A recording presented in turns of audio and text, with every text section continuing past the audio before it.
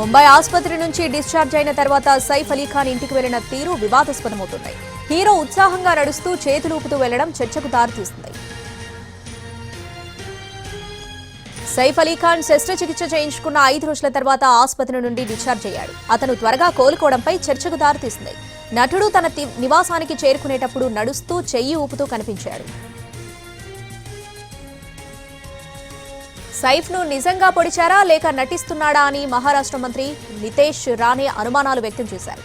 ఆసుపత్రి నుంచి అతను వచ్చిన తీరు చూస్తే అతన్ని పొడిచారా లేదా అన్న డౌట్ వస్తుందన్నారు. సైఫ్ అలీ ఖాన్ త్వరగా కోలుకోవడంపై శివసేన నేత సంజయ్ నిరుపం సందేహాలు లేవనెత్తారు. సైఫ్ ఆసుపత్రి నుంచి ఇంటికి వస్తున్నప్పుడు దూకుతూ నృత్యం చేస్తూ వచ్చాడని అన్నారు. దాంతో అతనిపై జరిగిన దాడి ఎంత ప్రాణాంతకమో తెలుసుకోవాలని ఉందన్నారు. వైద్య రంగం ఎంతగా అభివృద్ధి చెందినా ఇంత త్వరగా ఎలా కోలుకున్నారో విషయం బయటకు తెలియాలన్నారు.